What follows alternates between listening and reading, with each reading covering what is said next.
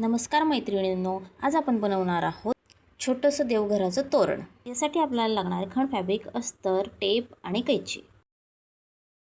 सर्वात आधी अस्तरवर 1 बाय 2.5 इंचाच्या पानाच्या आकाराचे कात्रण कापून घेऊया।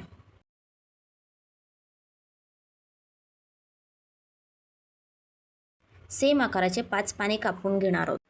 अशाच प्रकारे आपण खण फॅब्रिकवर सुद्धा तीच पानांची ठेवून कट करून घेणार आहोत। ते सुद्धा आपण 5 पाने कट करून घेणार आहोत।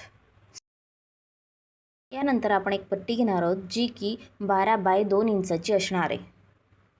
सेम आकाराचे आपण अस्तर सुद्धा घेणार आहोत। आपण जी पाने कट करून घेतली होती ती अस्तर आणि फॅब्रिक, मेन फॅब्रिक असे एकावर एक ठेवून आपण स्टिच करून घेणार आहोत। अशाच प्रकारे आपण 5ही पाने तयार करून घेणार आहोत। आजूबाजूला छोटे छोटे कट मारून आपण त्यांना सरळ करून घेणार आहोत। अशा प्रकारे हे पान तयार होणार आहे।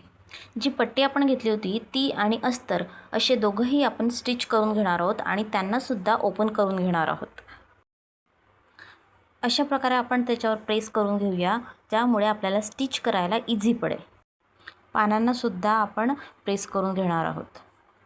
हे जे पानं आहेत ते आपण पट्टीवरती स्टिच करून घेणार आहोत आणि त्याला लेस लावून डेकोरेट करून घेणार आहोत। अशा प्रकारे आपलं छोटंसं सुंदरसं देवघराचं तोरण तयार आहे।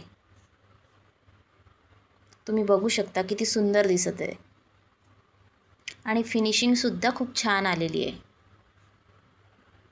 अशा प्रकारे तुम्ही घरच्या घरी छोटंसं देवघराचं तोरण बनवू शकता। व्हिडिओ आवडला असेल तर लाईक, शेअर आणि सबस्क्राईब करायला विसरू नका। धन्यवाद।